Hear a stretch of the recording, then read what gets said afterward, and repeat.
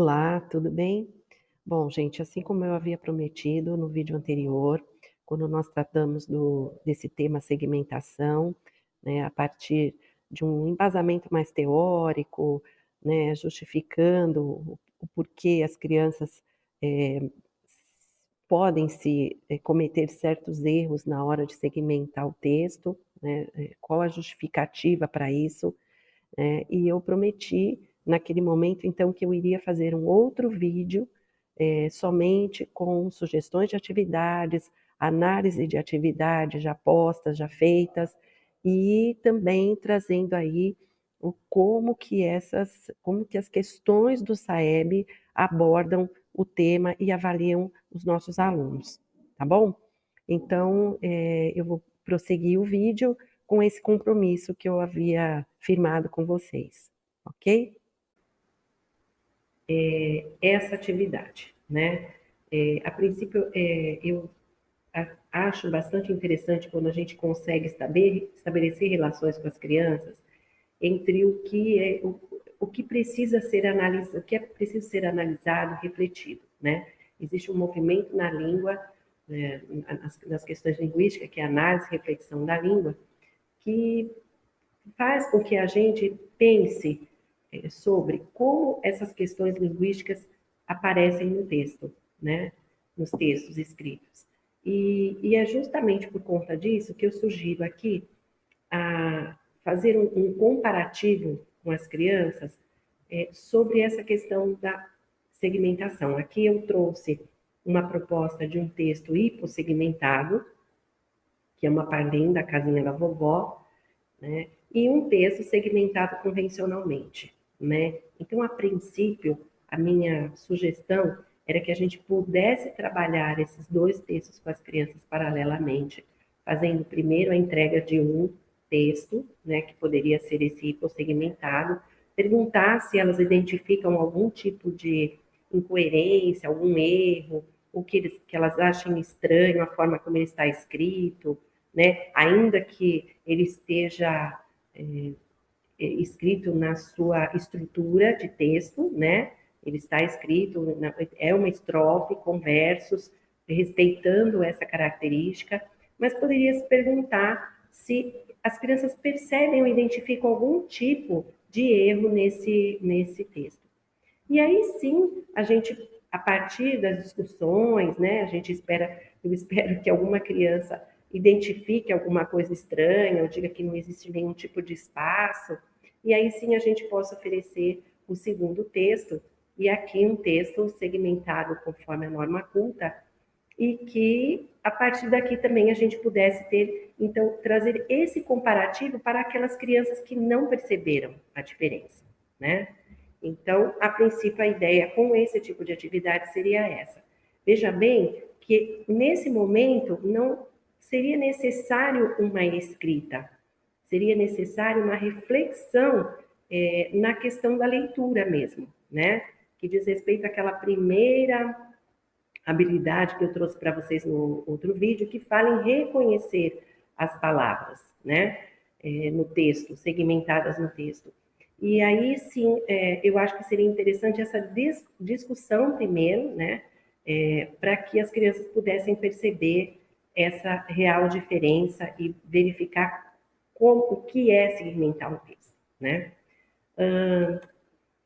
E aí, sim, eu acho que após a gente propor essa análise, né, a gente então poderia partir para um estudo com algum tipo de atividade, sim, a partir de um texto escrito, localizar palavras, né,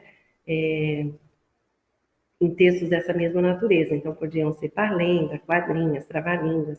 E veja bem, quando eu proponho que esses textos sejam trazidos para as crianças, porque geralmente são textos que eles já dominam, já conhecem, né? E aqui eu faço um adendo, assim, que a gente deve tomar cuidado com isso, antes até de propor certos tipos de atividades, também proporcionar à criança as brincadeiras com esses tipos de textos, né? Para que a gente não perca essa função social desse texto, que é justamente brincar com as palavras, né? Então, assim, se toda vez que a gente for fazer atividade, a gente só pega a parlenda para isso, a gente descaracteriza essa função social. Então, em algum momento, é legal estar reservando um tempo para brincar, até para que eles se apropriem desse texto de memória, né? E quando a gente entregue para fazer essas leituras, eles já saibam o que está escrito, ainda que não saibam ler convencionalmente, né? Mas é muito interessante que a gente reserve espaços para brincar assim com as crianças, ou numa cantiga de roda, ou mesmo na sala de aula, com a oralidade, com a brincadeira, né?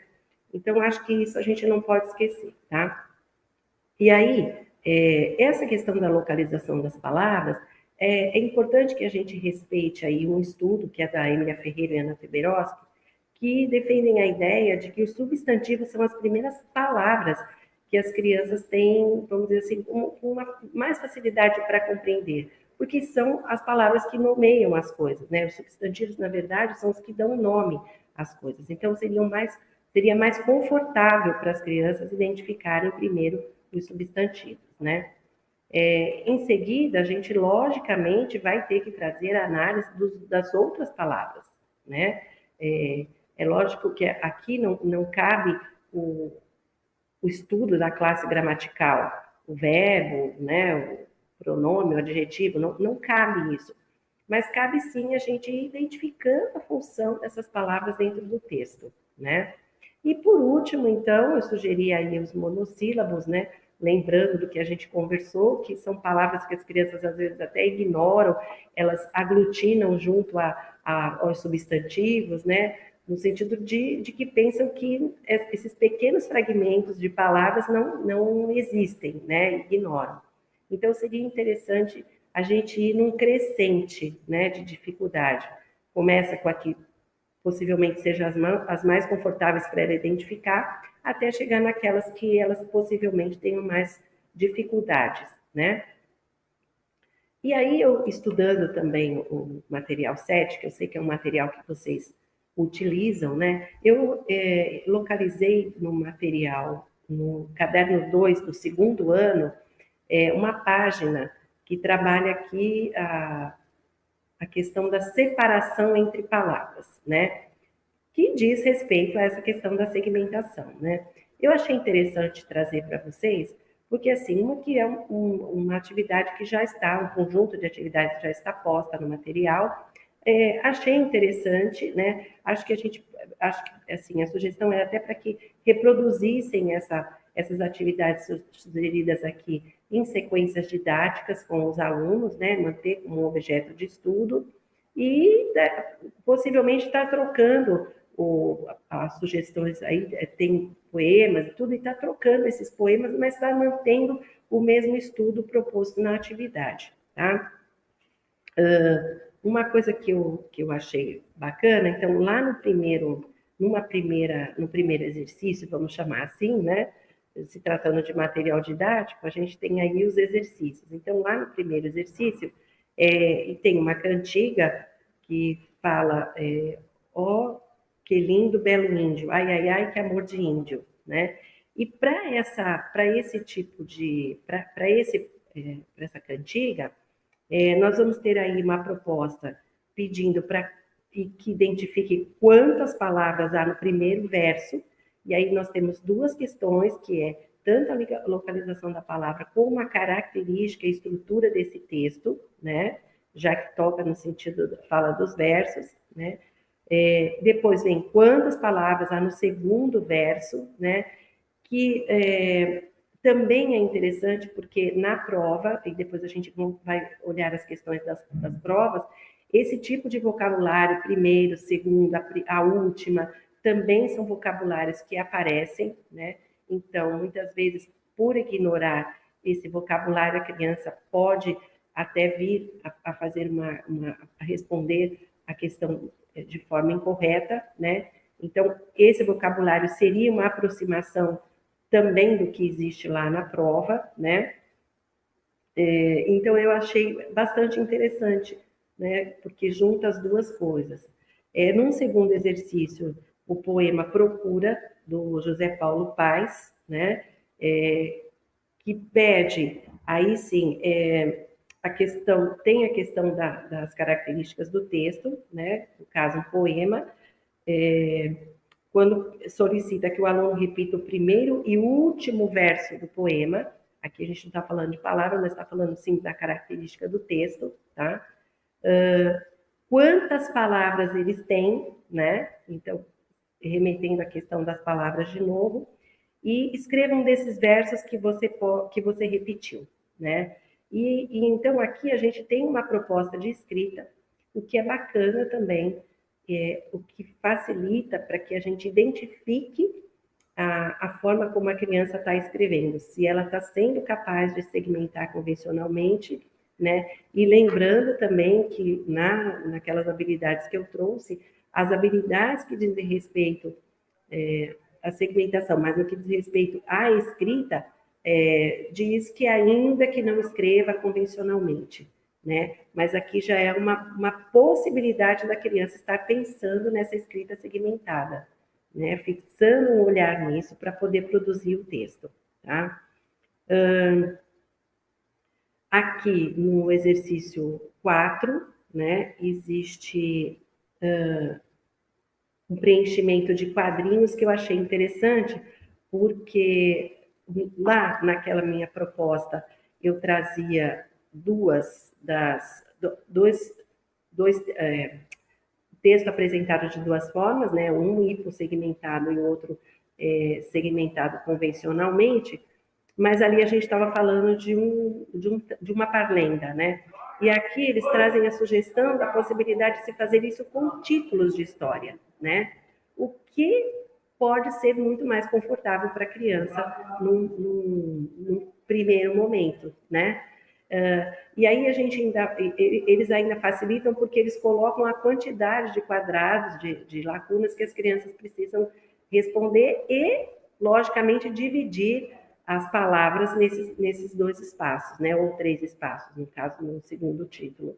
Então, assim, eu achei uma proposta bem bacana, principalmente para aquelas crianças que apresentam mais dificuldade, né? E aí, um quinto exercício, que são frases, na verdade, são diálogos, né? Expressões que as crianças estão emitindo aí, são diálogos, em que as crianças teriam que, então, decidir onde estariam dividindo por riscos, onde deveria ser dividida essas palavras. É logicamente que aqui no quinto exercício também deveria ter uma proposta posterior, que seria escrever isso no caderno, né? Transpor daqui para o caderno, porque assim, a criança pode ter colocado até os riscos corretamente, mas é preciso que a gente certifique a partir da escrita no caderno se de fato ela colocou pensadamente, tá bem? Então, no que diz respeito às atividades, eu acho que são boas atividades que a gente precisa também, além dessas atividades, criar boas questões para os alunos, né? Sempre estar confrontando os saberes dos alunos. E, na verdade, são padrões de atividades que a gente pode seguir repetindo, né? Só trocando os textos, certo? Além disso, é lógico que também a gente pode, a partir do momento que a gente vai ver as questões da prova, também fazer exercícios, propor atividades em cima desses padrões da prova, que é o que a gente vai passar a ver agora, tá? Então, solicitar respostas a partir do que a prova propõe, tá? Então, vamos dar uma olhadinha agora no que eu trago aqui das questões da prova? Então, vamos lá. E aí, olha, então vejam só, né? Aqui a gente tem, como vocês podem perceber, a habilidade com o final 12 ali, né? É língua portuguesa número 12, que fala sobre a segmentação, então está tudo dentro do que a gente já tinha visto lá no outro texto, no outro vídeo, perdão. E olha só como que aparece essa questão em uma das provas que nós pesquisamos, né? Então tem aqui, as crianças brincam de gato e rato no pátio da escola. Então a gente percebe que a questão é identificar quantas palavras possui essa frase, tá? Então, referendando tudo aquilo que a gente já falou, né? E aí a criança tem que localizar lá o número correto e assinalar. Tá? Aqui vai aparecer um trava-língua, né? O rato leu a roupa do rei de Roma, e dentro desse trava-língua também a criança, aqui não, desculpa, perdão, a criança teria que localizar a última palavra do trava-língua. Lembra o que eu falei do primeiro, do segundo, né? Que são expressões que são interessantes, a gente está desenvolvendo com a criança, está tornando comum e familiar essa fala, ele identificando, tendo conceito disso também, para que nessa hora, então, por exemplo, se ele não souber o que é o último, né, periga não responder, né? Então, que isso não seja um complicador para a criança não localizar a palavra, ainda que ela tivesse essa possibilidade, mas isso poderia ser um complicador para ela. É nesse sentido que eu chamo a atenção aqui para essa atividade, para essa questão. Então, ela teria que achar a última palavra desse trava-língua, tá? Eu acho que é interessante a gente ir verificando como essas questões se apresentam, para que a gente afine o olhar sobre as atividades e assim as questões, e assim como eu já tinha dito para vocês em outro momento, que muitas vezes a gente faz todo um trabalho, né? Não dizendo que que a gente não faça esse trabalho, mas às vezes por uma questão pequena de não afinar esse modo de encaminhamento para as crianças, a gente acabe não dando o contexto necessário para as crianças responderem corretamente, né? Aqui também vai pedir o número de palavras, e vejam que já é um texto de uma parlenda, né? Acredito eu que seja uma parlenda, e que já um texto maior, né? Num contexto maior de análise, né? Ó, aqui, né? Tem muito do que eu falei lá no primeiro vídeo também, porque eles unem em algumas.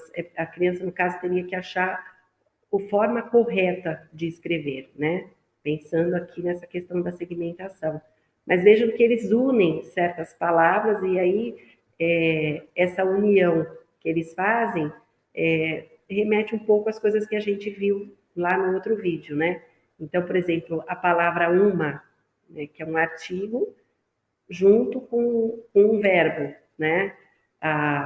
O os também junto com um substantivo. Então, isso tudo pode ser um complicador na hora de identificar esse número de palavras. Aqui, no caso, não é o número de palavras, mas o lugar que está escrito corretamente, né? Aqui seria, desculpa, eu falei número, na verdade, aqui seria onde estão as palavras, né? Então, a criança precisaria ter um conceito formado de palavras. Aqui vem falando da segunda palavra, né? Então, a paçoca foi feita com amendoim, e aqui aparece, então, qual é a segunda palavra, né? Interessante que aqui vem a segunda palavra, logicamente vai estar depois de um artigo, né? Um substantivo que vai estar depois de um artigo, e que traz aquele complicador que a gente já tinha conversado sobre, no caso, as palavras monossílabas, né? E, de novo, aqui o vocabulário segundo, né? Segunda. Aqui também, né? Um trava-línguas, onde a criança teria que localizar o número de palavras, do mesmo jeito que a gente já viu em outros, né? E aqui, eu tinha comentado com vocês lá no primeiro vídeo a respeito dessa segmentação, mas para dentro da palavra, né? Logicamente, lembrando que tudo isso que a gente está vendo aqui, essa análise só é possível quando o aluno já tem uma escrita alfabética, né? Mas lembrando que mesmo os alfabéticos ainda se baseiam muito em pautas sonoras e muitas vezes têm dificuldade, sim, com a segmentação, né? Por desconhecerem o conceito de palavra, né? Parece estranho, mas é real, né? E aqui, então, a gente tem uma proposta que é essa segmentação, olhar para dentro dessa palavra e localizar os pedaços, a quantidade de sílabas, né? Se referindo ao tamanho das palavras, tá? Então, é importante que a gente observe também essa necessidade de estar desenvolvendo atividades para atender isso, tá bem? Inclusive, aqui eu trago uma sugestão relacionada a essa questão da quantidade de sílabas, né? Essa é uma atividade que muita gente faz, né? Eu fazia muito mais com os nomes, porque como eu trabalhei nos últimos 2 anos, eu trabalhei com salas de primeiro ano, então a gente fazia isso para a consciência fonológica das crianças, né? E aqui a gente pode usar o mesmo tipo de atividade, no caso aqui seria a palavra jacaré, né? Eu coloquei só a primeira sílaba ali, mas assim, abrindo a tarja, né? Mostrando os fragmentos da palavra, as sílabas, para que a criança pudesse identificando a quantidade de sílabas que teria nessa palavra. E após, a gente pode, assim, eu propus, no caso, um animal, que é o jacaré, e a gente pode ir fazendo isso como um jogo diário, parte da nossa rotina, né, nesse momento de estudo, lógico, né, e aí a gente pode propor cada dia um animal e, logicamente, fazer uma certa provocação no sentido de cada dia a gente pode trazer também uma palavra com um tamanho diferente, né? Uma quantidade diferente de sílabas, né? E a ideia seria, após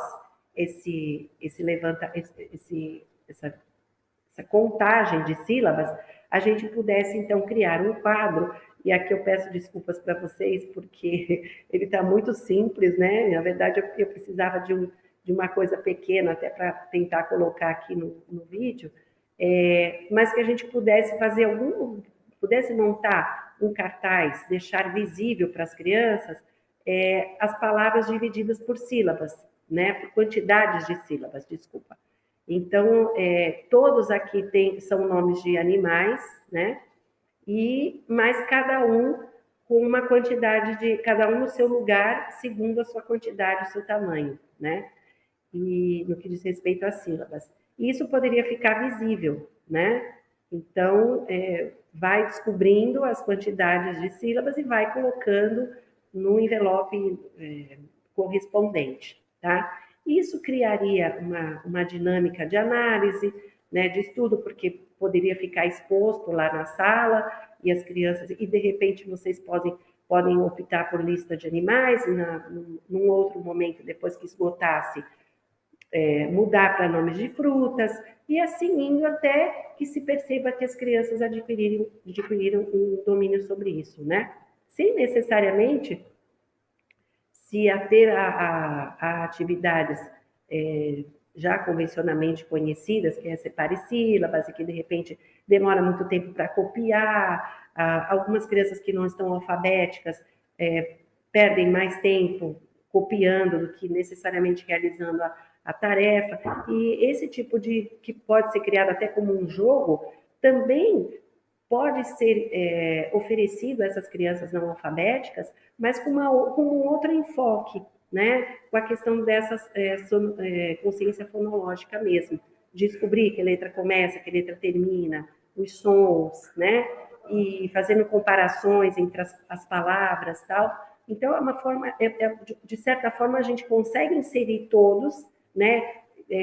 Destinando perguntas interessantes para as crianças que estão em níveis de conhecimento diferentes, certo? E aí sendo possível atender todo mundo, e inclusive essa questão que vai estar dentro da prova do SAEB. Tá bom, gente? Olha, eu encerro por aqui. Eu espero que vocês tenham gostado da minha abordagem e eu fico à disposição para qualquer dúvida, tá bem? Muito obrigada e até mais.